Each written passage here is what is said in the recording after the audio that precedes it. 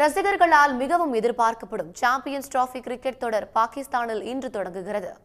2 ஆண்டுகளுக்கு ஒருமுறை நடத்தப்படும் சாம்பியன்ஸ் கோப்பை கிரிக்கெட் தொடரை 1998 முதல் ஐசிசி நடத்தி வருகிறது. கடைசியாக கடந்த 2017ஆம் ஆண்டு இங்கிலாந்தில் இத்தொடர் நடைபெற்றது. இதில் இந்தியாவை வீழ்த்தி பாகிஸ்தான் அணி கோப்பையை கைப்பற்றியது.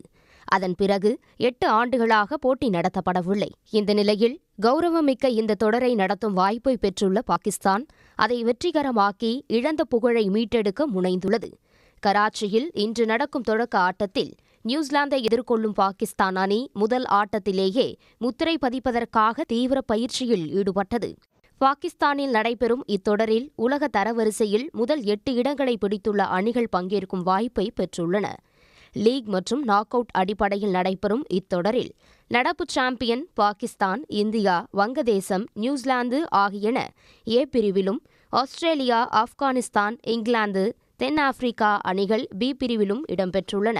1996ஆம் ஆண்டுக்கு பிறகு பாகிஸ்தானில் நடைபெறும் முதலாவது ஐசிசி தொடராக இது அமைந்துள்ளது. நியூசிலாந்தின் நம்பிக்கை வீரர் ரச்சின் ரவிச்சந்திரா காயத்திலிருந்து இன்னும் மீளாதது அந்த அணிக்கு கூடுதல் பின்னடைவாக பார்க்கப்படுகிறது. இருப்பினும் தொடக்க ஆட்டத்தில் பாகிஸ்தானுக்கு தக்க பதிலடி கொடுக்க நியூசிலாந்து அணியினர் ஆயத்தமாகியுள்ளனர்.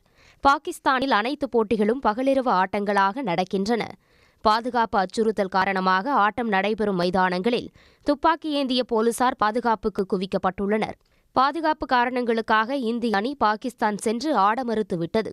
இதனால் துபாயில் அனைத்து ஆட்டங்களையும் எதிர்கொள்ளும் இந்திய அணி நாளை தனது முதலாவது ஆட்டத்தில் வங்கதேசத்துடன் பலப்பரீட்சை நடத்தவுள்ளது. இத்தொடரில் கோப்பையை கைப்பற்றும் அணி சுமார் 20 கோடியை பரிசாக தட்டி செல்லும்.